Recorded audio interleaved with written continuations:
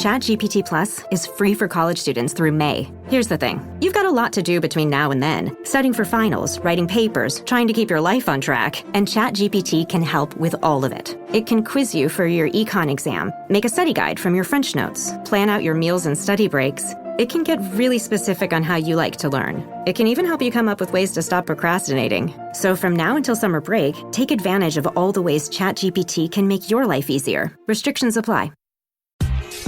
Vitamin Water was born in New York because New Yorkers wanted more. Like more flavor to go with all the flavor. A refreshing drink after climbing 6 flights of stairs to a walk-up apartment or standing in the subway station in 100-degree heat. Focus when I have an 8-hour shift, and Triple X after I was out all night at a club. Call Triple X. Drink vitamin water. It's from New York. The Tudors Dynasty Podcast. Hello and welcome back to the show. I'm your host, Rebecca Larson. Today we're diving into the story of Anne Neville.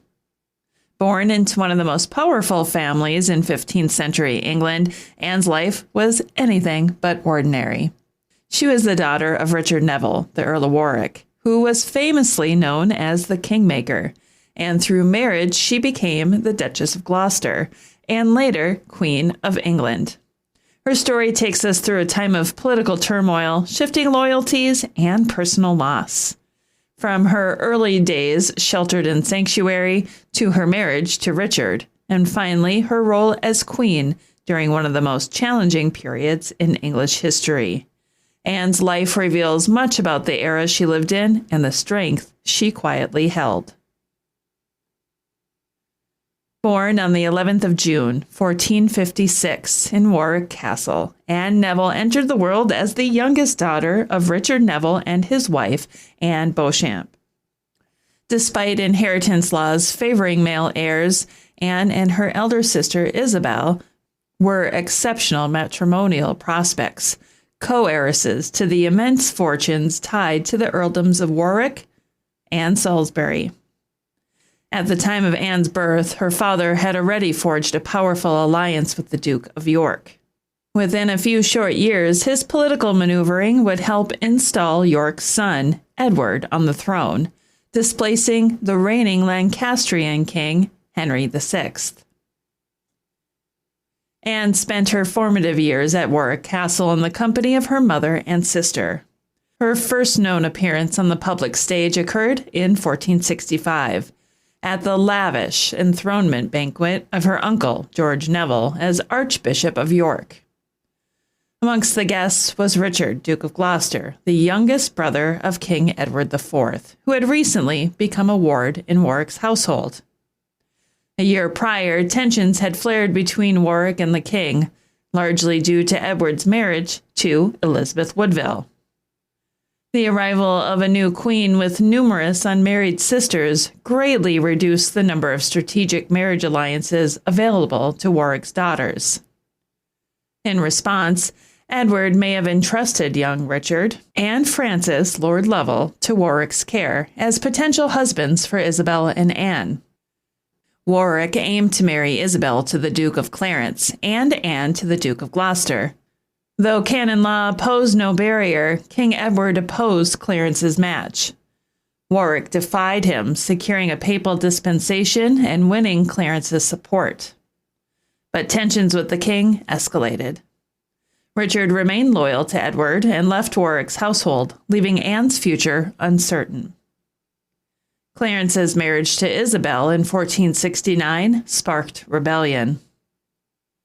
Warwick and Clarence briefly overthrew the king's allies and held Edward captive. After a second failed uprising, they fled, taking Anne, Isabel, and their mother into exile. Isabel lost her newborn on the journey. They found refuge in Honfleur, while Anne, her sister, and mother were sent to safety at Valonia Castle. Warwick left Clarence and the Neville women in Normandy and went to the French court at Amboise to seek help from King Louis XI. Louis agreed only on the condition that Henry VI be restored.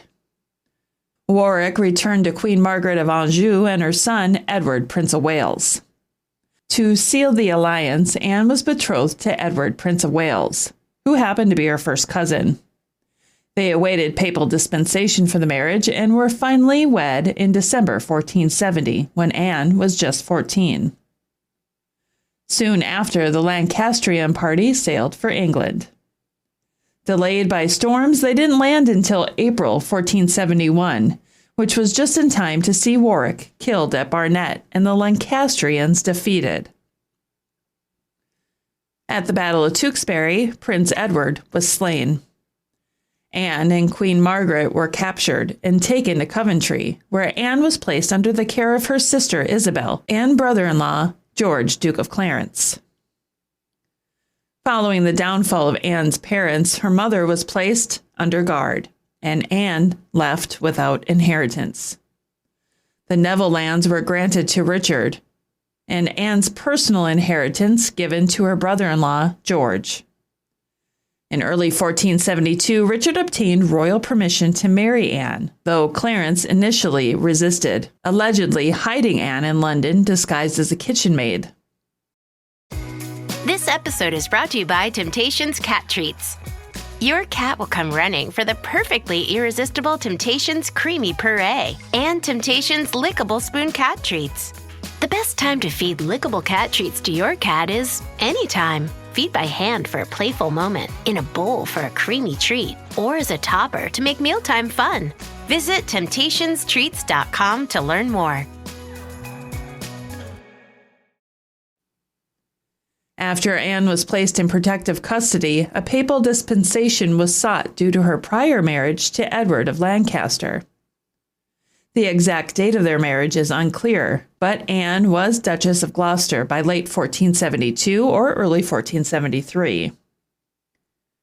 Richard then secured custody of Anne's mother, and amid rumors that the Countess's estates would benefit the couple, Clarence began mobilizing forces against his brother. King Edward intervened, and a royal council ruled that the inheritance be split between the sisters and their husbands, securing Richard's claim even in the event of annulment. This settlement passed into law in 1474, giving Clarence the larger share, but granted Richard and Anne key holdings, including Glamorgan. Anne settled into her role as Duchess, earning respect in the north and maintaining active correspondence on behalf of the household. When Richard campaigned in France in 1475, Anne acted in his stead. Their son, Edward, was born in 1476. The couple shared public and civic duties, supported religious institutions, and traveled together across their lands, leaving evidence of a functional and politically strategic partnership. After Edward IV's death in April 1483, Richard became protector to young Edward. Anne joined him in London shortly before Richard seized the throne. During this tense period, Anne was entrusted with the care of her nephew, Edward, Earl of Warwick. Richard and Anne were crowned together on the 6th of July, 1483, exchanging lavish gifts for the occasion, and soon embarked on a royal progress through England, during which their son Edward joined them in York. There, amid great celebration, the boy was given the title Prince of Wales. As queen, Anne supported royal spectacle, acquiring a lion for public entertainment, and charitable endeavors such as her endowment to the Queen's College, Cambridge. In April 1484, tragedy struck with the sudden death of Edward, an event that devastated both parents. Anne then disappears from the records for several months. Though she may have stayed at Scarborough Castle, she only reappears definitively at Westminster for Christmas festivities. Amid court gossip, rumors swirled that Richard intended to divorce Anne and marry his niece, Elizabeth of York. These were likely sparked by political tensions and Anne's deteriorating health. She had been unwell for months, eventually becoming bedridden, and doctors advised the couple to cease sharing a bed. Anne died on the 16th of March, 1485 at Westminster, just shy of her 29th birthday, coinciding with a solar eclipse.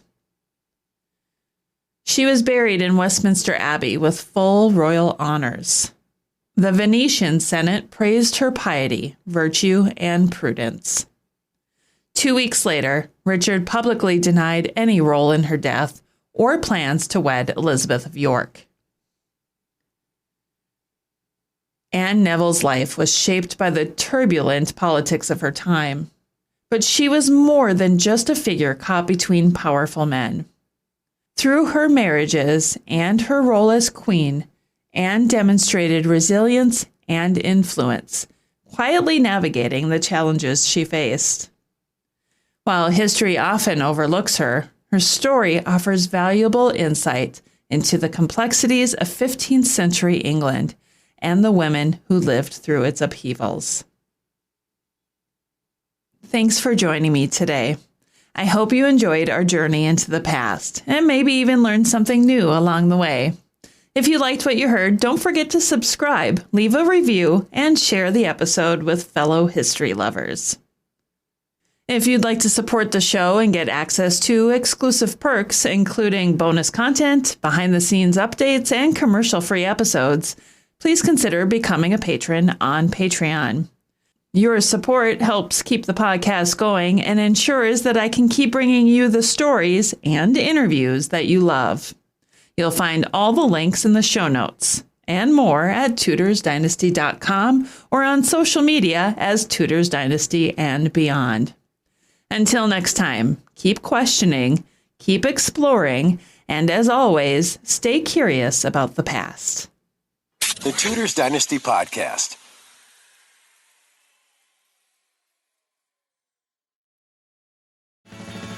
This episode is brought to you by Disney's Lilo & Stitch, only in theaters this Friday. A reimagining of Disney's animated classic, Lilo & Stitch is the wildly funny and touching story of a lonely Hawaiian girl, Lilo, and the fugitive alien Stitch, who helps to mend her broken family. Lilo & Stitch crashes into theaters this Friday. Rated PG. Get tickets now.